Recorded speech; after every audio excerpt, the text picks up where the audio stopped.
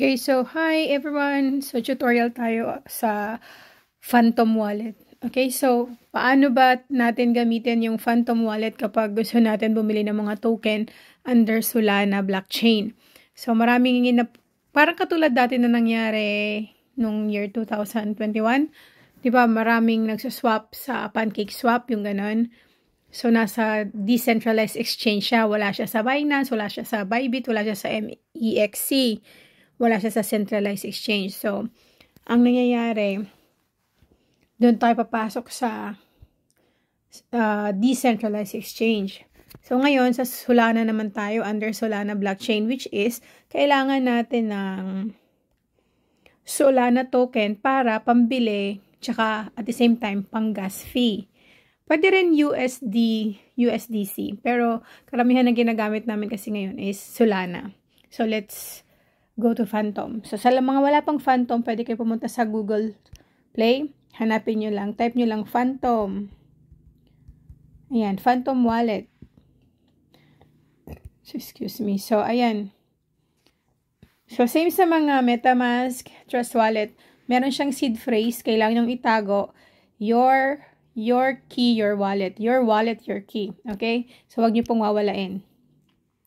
Open natin yan. So, make sure na meron na po kayong Solana na token. Pwede kayong bumili sa mga centralized exchange like Binance, kung saan-saan pa.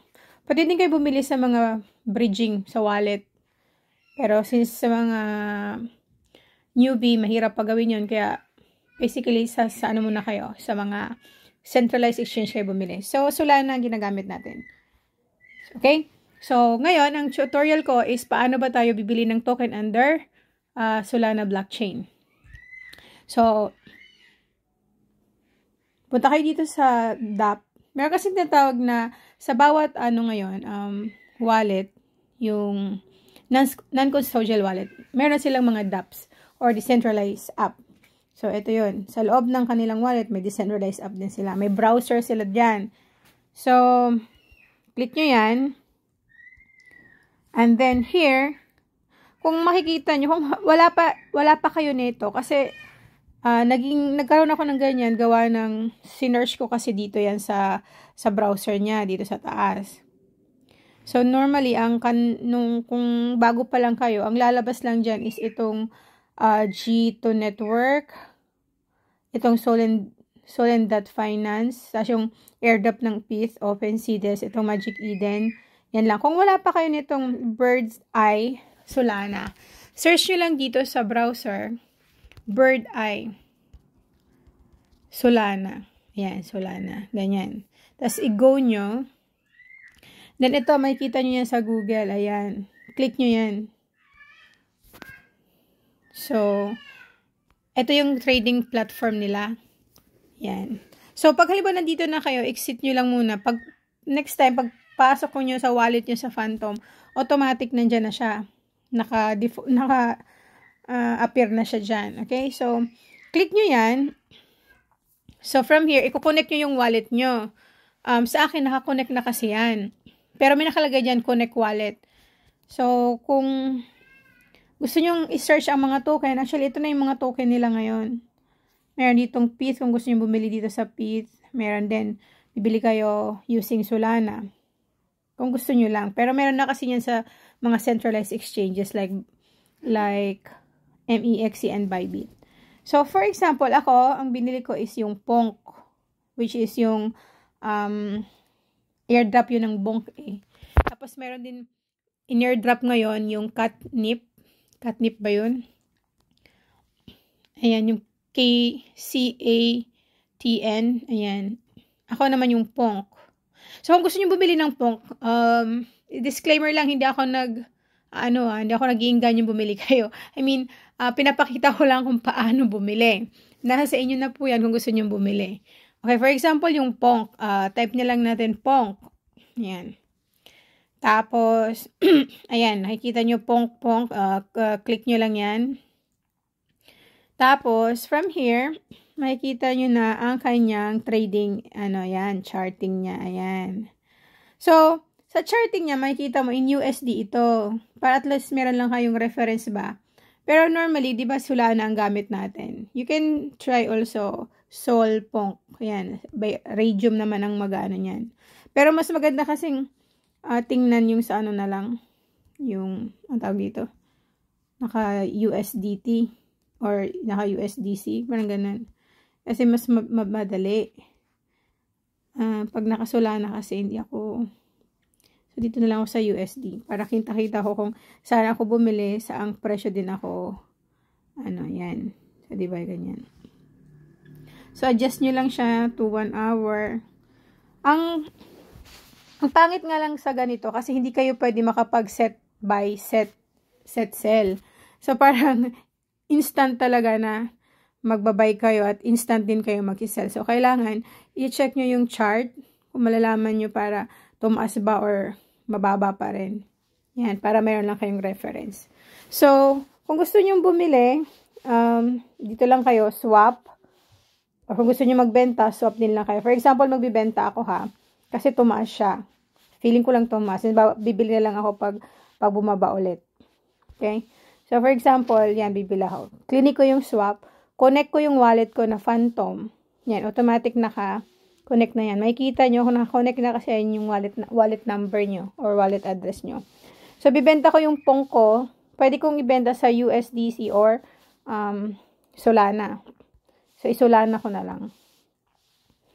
So, benta ko ang 282 million. Diba ang dami? O, yan. So, pag binenta ko yan, ang mapupunta sa akin, ito talagang presyo niya, pero ang mapupunta na lang sa akin ay 2518. Hindi na 2531. Kasi meron siyang, tinatawag na, yung fee, yung gas fee, okay? So, ayan. So, bibenta ko na siya. So, pag binenta ko yan, what if kung tumaas pa? So, yun ang So, ganun lang. Yung pinakita ko lang kung paano. Diba? Click nyo yung swap. Pag click nyo yung swap, automatic yan. Magbabago na yung presyo. I mean, yung balance nyo. Magbabago na yung balance nyo dito sa dollar. Dito. Ayan. Madadagdag na siya dito. Mababawasan na rin yung pong nyo. Okay? So, ganun lang. Nagets nyo ba? Masyadong mabilis. So, anyway, saan tayo makakakita ng mga bagong token ng mga Solana na yung mga ganito?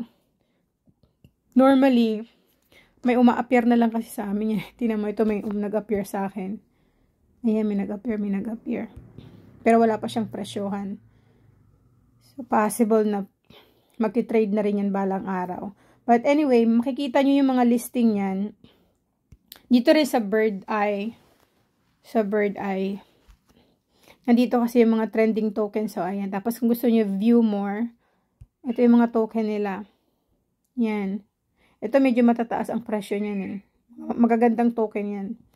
So, yung mga tinatawag ng mga shitcoin under Solana, try nyo i-search sa, punta kayo sa Twitter. Tapos, marami dun mga Solana na, for example, Solana airdrop. Search nyo lang Solana airdrop. Make sure lang na nag-jure kayo dito ha. Eto yan. Katulad nito, portal.sol. Ayan. Magiging din yan. Magiging parte din yan ng token doon. Pero, warning ko lang, hindi lahat ng mga airdrop na token is magandang project. Ang karamihan dyan, minsan, lang yan, na hype lang, tumataas ang presyo kasi may mga nag-promote or something, tapos pag bebenta na nila, kawawa yung mga hindi updated at nahuhuli lagi. So, be careful pa rin, ha? Lagi kayong maging mapanuri, tsaka mag-invest kayo, yung kaya nyo lang na mawala. Huwag kayo mag-expect na pag nag-invest kayo, malaki agad ang return, okay? Tsambahan, lalo na sa mga hindi naman talaga natin sure kung maganda ang project or what. So, katulad nito, chain drop. So, nasa rin to. So, basically, dito lahat yan sa Twitter. And mostly sa Twitter, alam nyo naman, marami ditong mga scammer. Kaya, ingat pa rin kayo, okay? So, ayun. Yun lang. I hope naintindihan niyo yung pinagagawa ko or pinagsasabi ko. Itong sinasabi nila na kailangan mag-send ng soul, ganyan na. Huwag niyong intindihin yan. Huwag kayong maniniwala dyan. Ang airdrop po, kung talagang tunay na airdrop yan, hindi yan namimigay, hindi yan sila nagpapasend ng soul para mabigyan kanila ng token nila. Never ever do that. Huwag kayong mag-send, okay? Kasi, like ko sinasabi dati sa mga airdrop hunter, lalo na yung mga tinuturuan ko, na bago pa lang, doon lang kami lagi sa libre. Okay? Kung hindi kami mabigyan, fine. Kung mabigyan kami, basta libre, okay, go. Hindi kami maglalabas ng nising kong duling. Kasi wala nga kaming pangpuhunan. So, ayun. Ganun lang. So, balik ulit ako dito para i-monitor ko na naman. Lagi ako nag-monitor kasi tinitingnan ko nga yung presyo kasi gusto kong mag-scalping para kahit paano tumaas man lang ang aking pong. Okay? So, pag bumagsak siya, saka naman ako bibili. Pero pag tumaas, saka naman ako mag-sell. Ayan. Asan na ba siya? Ang tagal niya kasi umakyat. Sana umakyat na siya. Pag umakyat yan dito, kahit mga 8 lang, o bumalik lang siya sa 8 or sa 1,000, maganda mag-sell. Eh, kaso lang alanganin, nasa 5-6 lang siya. Eh. So, lagi ko siyang chine-check. Pag nag 8,000 yan, saka ako mag-sell. So, swap lang ako. Mabilis lang, swap lang kayo. Dito. Ayun. So, yun lang. Sa mga may question, next tutorial natin yung mga about, paano natin gagamitin yung ibang ecosystem niya. Para kahit paano, pag may mga pa-airdrop is kahit paano, ma-qualify naman yung wallet natin. Okay? So, yun lang for now. Bye-bye.